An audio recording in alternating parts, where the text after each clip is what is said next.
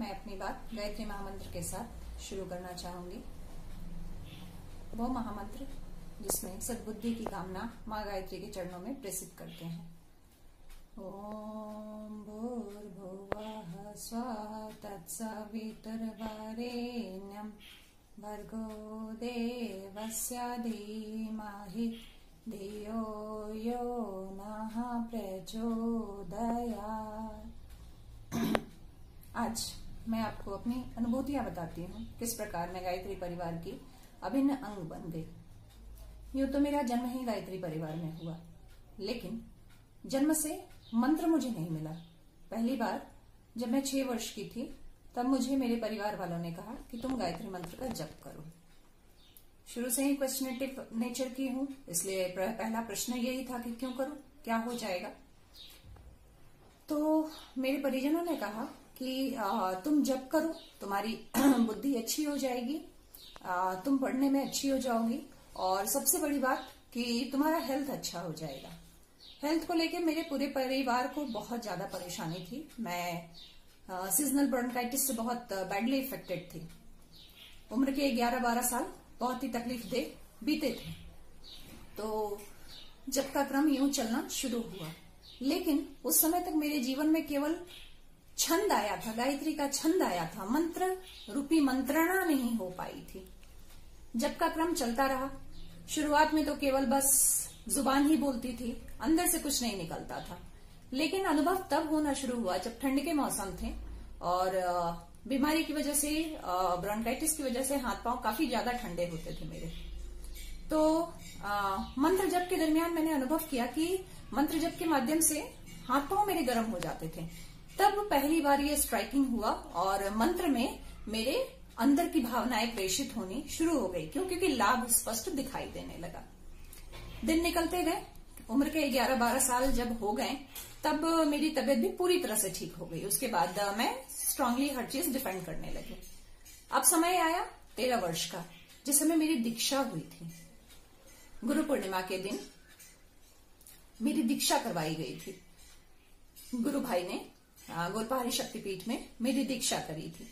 दीक्षा के दिन से ही एक अंदर भावना जाग गई कि परम पूज्य गुरुदेव के चरणों में, जो आज मेरे गुरु के रूप में स्थापित हुए, उनके चरणों में अपनी सारी इच्छा समर्पित कर दी। मैंने गुरु को अपनी इच्छा दे दी। इच्छा दे देने से सबसे बड़ा लाभ यही हुआ कि उसके बाद ऐसी कोई इच्छा शेष न रही जिसके लिए कभी कुछ कमी महसूस हो।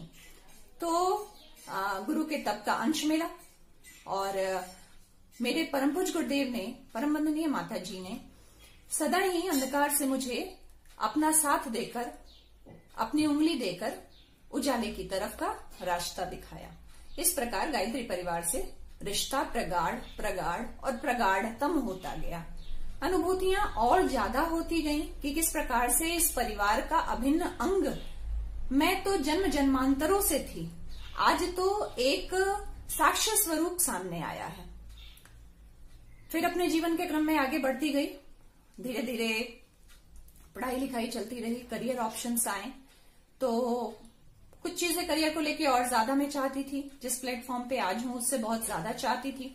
लेकिन जब चाहत पूरी ना हो सकी तो सबसे बड़ी बात यही थी कि चाहत न पूरी होने पे सामान्यतः डिप्रेशन की स्थिति आती है, प्रॉब्लम लगता है, टेंशन लगता है। बट मेरे गुरुवर का साथ हमेशा मेरे साथ रहा, इसलिए मैंने अपनी इच्छा समर्पित कर दी और स्वयं सिर्फ और सिर्फ खोखली बांसुरी बन गई। अब गुरुवर इस जीवन में जो राग फूके वही साक्षात हो रहा, इसलिए टेंशन की कभी कोई बात नहीं हुई। जीवन में जो पाया बहुत सेटिस्फेक्शन फील हुआ। लेकिन जिस गुरु के सानिध्य, स्थूल सानिध्य को न पाने के बावजूद भी इतना कुछ पाया, स्थूल में उनसे मिलने की बहुत इच्छा थी। एक बार तो उनका हाथ मेरे सिर पे पड़ जाए। खैर, इस काया में ये संभव ना हो सका और मेरे गुरु के महाप्रयाण के बाद ही मेरे लिए संभव हो सका उनको जान पाना। एक बार मैं शक्तिपीठ गई हुई थी। मैंने वहां पे देखा कि परम पूज्य गुरुदेव का लिखा हुआ था कि यदि तुम मुझे देखना चाहते हो, पाना चाहते हो, तो मेरे साहित्य में पाओ। 23 वर्ष की उम्र थी तभी, और तब से मैंने अपने गुरुवर को साहित्य में, उनके साहित्य में 3200 पुस्तकें जो हमारे गुरुवर ने लिखी हैं, उनके साहित्य में उनको ढूंढना शुरू करा। तो ढूंढने का मूल उद्देश्य पहले तो केवल उनके स्थूल के रूप में उनको ढूंढना था, लेकिन साहित्य में मैं जैसे जैसे उतरती गई, जीवन के सारे प्रश्नों के उत्तर मिलते गए और मैं अपने गुरुवर को हर छंद हर शब्द में देखना शुरू कर चुकी थी। इस तरह से साहित्य के प्रति, स्वाध्याय के प्रति रुचि प्रगाढ़ होती गई और जीवन के सारे मूल प्रश्नों के उत्तर मिलते चले गए। फिर भी एक अपूर्णता थी कि शांति कुंज जाने का क्रम न बन पाया। जब भी कोई परिजन जाते तो कभी एग्जामिनेशंस, तो कभी कोई टेस्ट, कभी कंपटीशन, बस यही सब लगा रह गया। पहली बार 2007 में मैं शांति कुंज पहुंची।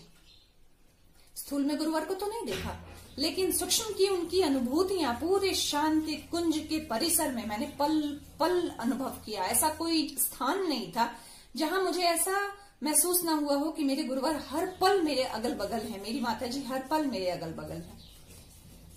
खैर, सब कुछ देखा, सभी जगह गई। समाधि स्थल पे तो लगा जैसे कि एक दिव्यतम चेतना अपना प्रवाह वहां कर रही है और समाधि स्थल पे लगा कि सब कुछ छोड़ करके बस गुरुवर के हो गई। हिमालय गई, दिव्य हिमालय की सत्ताएं वहां पे अवस्थित थी। वहां भी अद्भुत अनुभूतियां, दिव्यतम अनुभूतियां हुई। कुछ कष्ट शरीर का शेष था, तो माताजी के भोजनालय में जब भोजन किया तो उसके बाद वो कष्ट से भी निवृत्त होती गई। वो सारी अनुभूतियां मैंने वहीं करी। उसके बाद वापस वहां से चलने के, हमारी जिस दिन की टिकट थी, ट्रेन थी, उसी दिन श्रद्धेय द्वय की क्लास थी। तो श्रद्धेय द्वय हमारे परम श्रद्धेय जीजी, जो ममता की सागर है, उस सागर के हम सब बूंद हैं। उस ममता के सागर और परम श्रद्धेय डॉक्टर साहब, जिनके मार्गदर्शन में ऐसी कोई ऐसी कोई आकांक्षा ना हो जो कि शेष रह जाए, ऐसे सानिध्य में हमें बैठने का ऑलमोस्ट 1 घंटे का समय मिला। श्रद्धेय द्वय के लेक्चर्स हुए, क्लासेस हुए, उसके बाद फिर हम लोग जितने लोग बैठे हुए थे, टीचर्स सम्मेलन था वो, तो क्लासेस हुए। उसके बाद फिर प्रणाम का क्रम चालू हुआ। दिव्य अनुभूतियां तो मुझे अद्भुत होने ही लगी थी, लेकिन जिस वक्त मैंने अपने माथे को श्रद्धेय द्वय के चरणों पर रखा, मुझे लगा कि शायद ये जन्म जन्मांतरों की प्यास थी जो इस स्पर्श के माध्यम से, इस चरण स्पर्श के माध्यम से पूरी हो गई। मैंने अपने जीवन में जो भी कुछ चाहा था, ऑलमोस्ट सब कुछ मुझे मिल गया। आज श्रद्धेय द्वय के आशीर्वाद से स्वाध्याय के क्रम को हम लोग, मैं खुद भी बहुत अच्छे से कर पा रही हूँ, गुरुदेव के सारे संदेशों को समझ पा रही हूँ। युग निर्माण के संकल्प को, जो हमारे परम पूज्य गुरुदेव का संकल्प है, शांति कुंज जो मानवता की टकसाल है, उस मानवता को स्थूल रूप में उतारने का कार्य कर पा रही हूँ और सभी के माध्यम से, सभी के सहयोग के माध्यम से ये करवा पा रही हूँ। ये श्रद्धेय द्वय के आशीर्वाद से ही और उनके दिव्य संरक्षण से ही संभव हो पाता है। अनुभूतियां और भी बहुत विशेष हैं, लेकिन कम में ही कहना चाहूंगी। मैंने हमेशा अनुभव किया कि जब भी कोई परिस्थिति जो अनुकूल ना हो, उसमें हमेशा दोराहे पे मैं खड़ी हूं तो श्रद्धेय डॉक्टर साहब वहां पे रहते हैं, उस रास्ते पे रहते हैं जिस रास्ते को सही माना जाए और उस पे चला जाए। तो उनका मार्गदर्शन यूं ही सूक्ष्म में मुझे मिलता रहता है। जिस समय भी कभी कुछ अकेलापन या कोई ऐसी बात जो सैडनेस क्रिएट कर रही है, तो परम श्रद्धेय जी निश्चित ही स्वप्न के माध्यम से या अनुभूति के माध्यम से सामने समक्ष आ जाती हैं, जिससे बहुत ही आनंद की अनुभूति होती है। जैसे एक बच्चा अपना सब कुछ छोड़कर माँ के गोद में आ खेलता है और फिर उसे कोई टेंशन नहीं रहती है। जिस भी समय कोई भी परिस्थिति विकट आई, परम पूज्य गुरुदेव, परम वंदनीय माता जी का साथ मिलता रहा और इस प्रकार से जीवन का क्रम चलता रहा। जीवन की जितनी भी आकांक्षाएं थी, अब तो कुछ शेष बची भी नहीं, लेकिन जितनी भी आकांक्षाएं थी वो पूरी हो गई। एक घटना से मैं वाकिफ कराना चाहूंगी। ऐसे तो पूरा जीवन ही गुरुदेव का दिया हुआ है, लेकिन जिस समय बेटे का जन्म हो रहा था, परिस्थितियां कुछ ऐसी थी कि शायद प्राण निकल जाते। डॉक्टर्स भी कुछ असमंजस की स्थिति में थे। उस समय मैंने अनुभव किया कि जिस समय मैं हिम्मत हार जाऊं, वैसी परिस्थिति में परम वंदनीय माता जी, मैंने सबको पुकारा लेकिन कोई नहीं, लेकिन परम वंदनीय माता जी उस परिस्थिति में आकर के उन्होंने जैसे ही सूक्ष्म स्वरूप में मेरे सिर पर, मेरे फॉरहेड पे हाथ रखा, बेटे का जन्म हो गया। मैं भी बच गई और बेटा भी बच गया।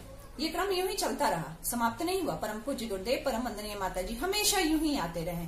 कभी एक्सीडेंट्स हुए, उस समय भी कुछ भी नहीं हुआ, एक खरोच भर बस इतना ही काफी था, और परम पूज्य गुरुदेव परम वंदनीय माता जी आके उस समय भी हमें बचा ले जाते थे। अर्थात ये है कि हमने गायत्री परिवार से जुड़ करके अपने जन्म जन्मांतरों की प्यास बुझाई है और पूर्णता को प्राप्त किया है। उसके बाद जितने भी हमारे कषाय कलमस थे, पूर्व जन्म के जो भी हमारे ऊपर कर्म थे, उन सारे कर्मों के फल को यूं ही चुटकी बजाते परम पूज्य गुरुदेव और परम वंदनीय माता जी के माध्यम से निकल गए, और श्रद्धेय द्वय के माध्यम से वो प्यार हमें आज मिलता है जिसके लिए कोई भी गायत्री परिवार का परिजन लालायित रहता है। तो परम श्रद्धेय के चरणों में पुनः नमन वंदन करते हुए मैं अपनी भावनाओं को यहीं पर विराम देती हूँ।